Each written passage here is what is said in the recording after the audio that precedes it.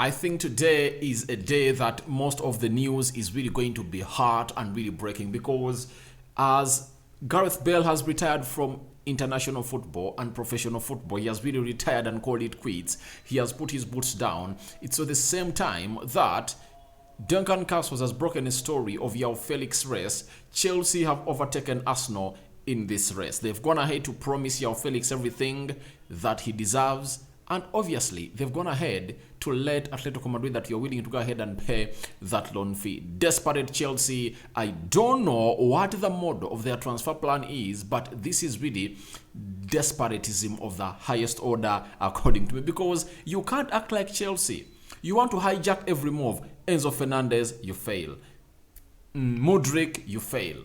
Now Joao Felix, because these two teams, United and Arsenal, we are still negotiating to it that they really get that loan fee down. Chelsea has gone in through, hijacked it. Looks like they're leading the race to sign a player known as Joao Felix, and obviously an option to buy, meaning that he is really going to be a player for Chelsea even after the season of 2022-2023. Welcome to Rokani Media Football. How are you guys and where are you watching us from? I go by the names of Rokan David. Smash the like button, comment and share. And if at all you're watching us for the very first time, guys, subscribe to this channel because we are left with like 200, is it 300 subscribers to hit 10,000 subscribers, and I know by the end of this week, magic is going to be happening in there for you. So, Chelsea, a team that was beaten 4-0 yesterday by Man City, is trying to enforce itself into getting players that are going to revive their team to the next level. And obviously, Joao Felix, a player that United and Arsenal were chasing for. Then United left Joao Felix to go in for a player known as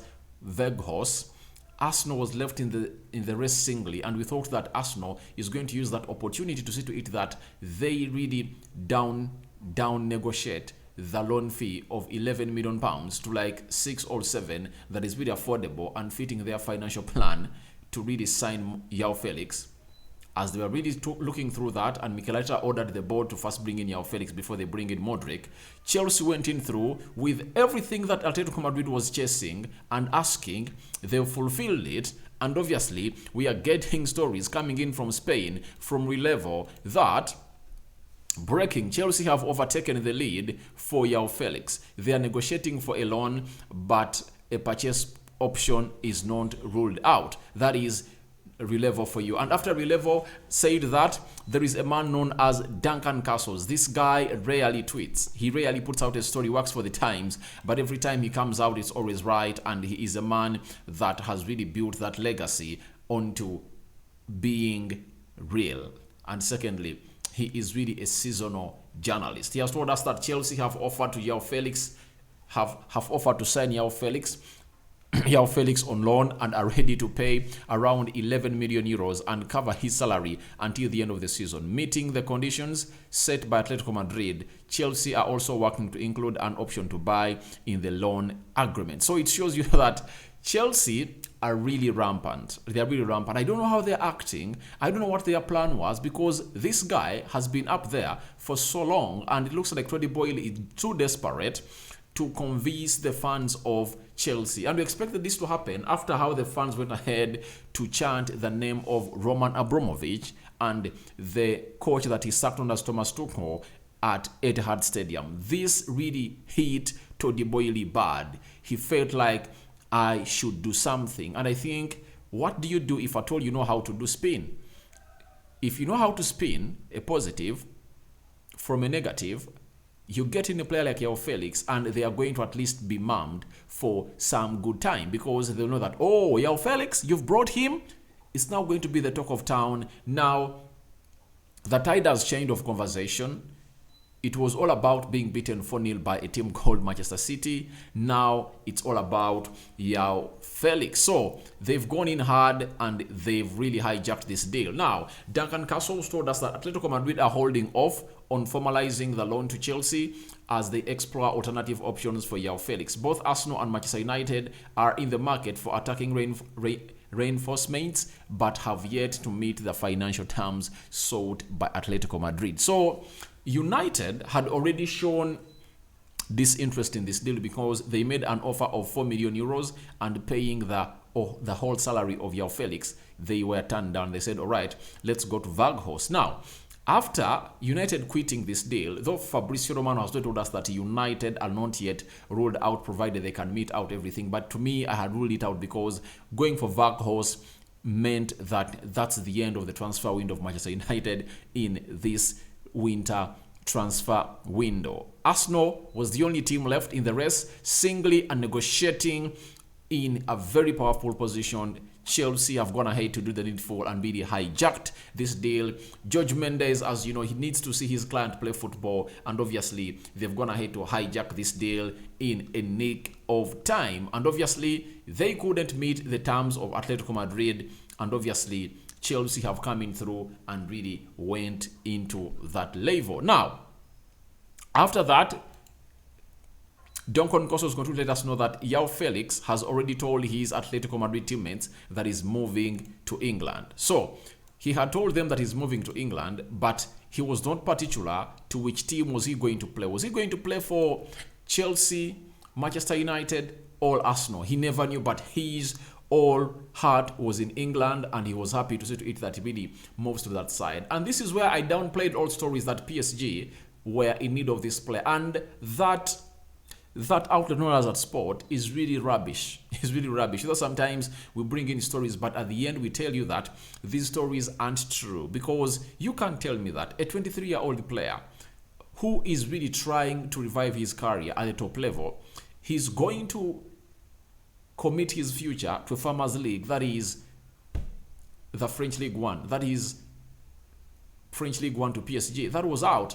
He needs to come to the Premier League, play close to 3 or 4 seasons, prove himself that I'm really at that level. I'm the Joao Felix that was bought 130 million euros from Benfica to Atletico Madrid, to see to it that we really get to know him as one of those wonder kids that had really taken the world by storm. So, Joao Felix is coming to a team known as Chelsea, but it's really going to be hard for him. Do you know why?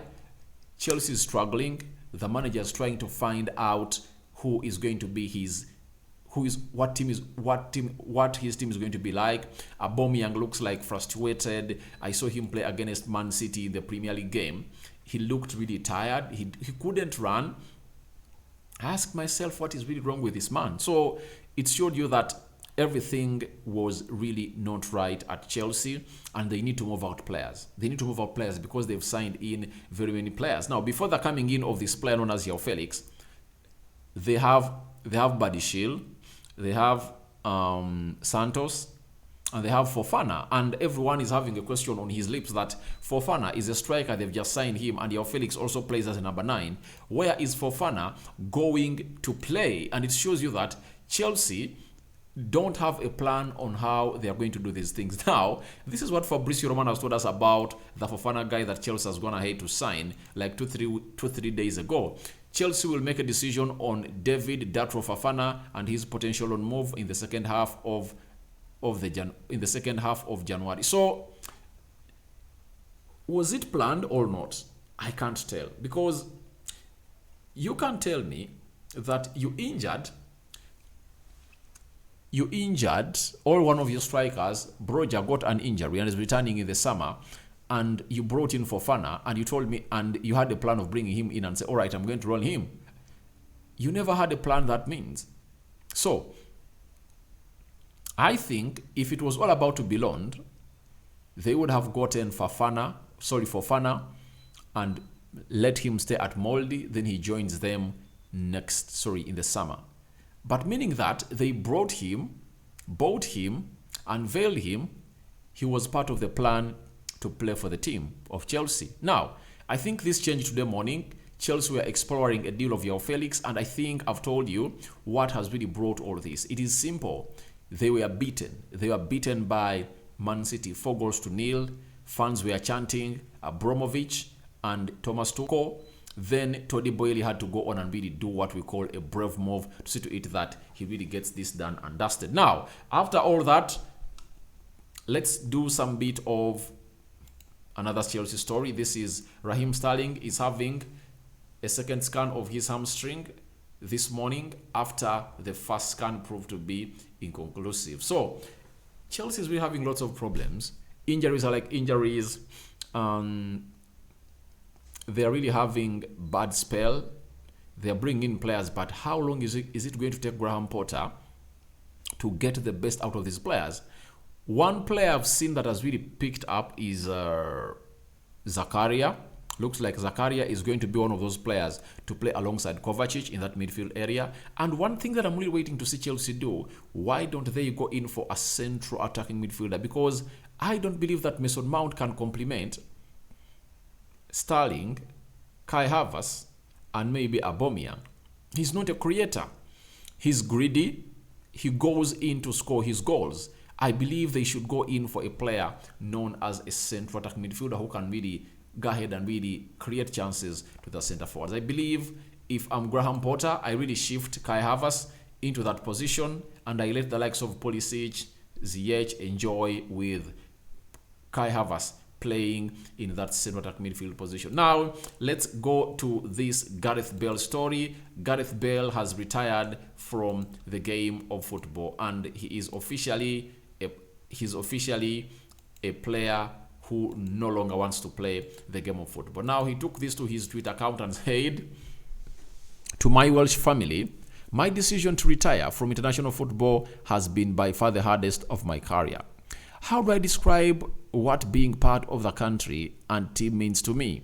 How do I articulate the impact it has had on my life? How do I put in my words the way I felt every single time I put on what Welsh shirt? My answer is that I couldn't possibly do any of these things justice. Simply with words,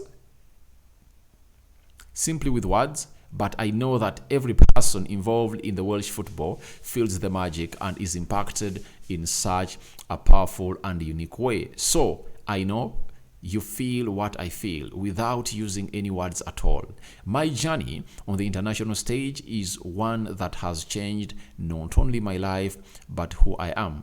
The fortune of being Welsh and being selected to play for uncaptained Wales has given me something incomparable to anything else I've experienced.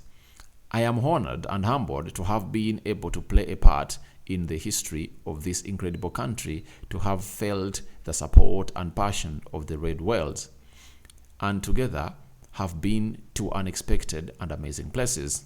I shared a dressing room with boys that became brothers and backroom staff that became family. I played for the most incredible managers and felt the undying support and love from the most dictated fans in the world. Thank you to every one of you for being on this journey with me." So for now, I'm stepping back, but now away from the team that lives in me and runs through my veins. After all, the dragon on my shirt is all I need. Together stronger. That is Gareth Bale putting out his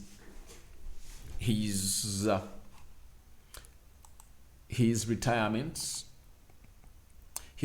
from international football, and obviously that is him with a lot of talk that has gone ahead to put out today and is really taking over the media, social media everywhere.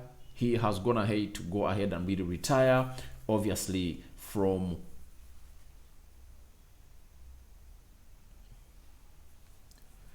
he has gone ahead to retire. Sorry about that. He has gone ahead to retire from football, and everyone was really wanting to hear from this man. So that is the Welsh player. Obviously, his age is not all that alarming. He's 33 years of age, and at 33 years of age, I think he really had lots of things to do for the game, but I think he feels like he's got the money. He has everything he needs.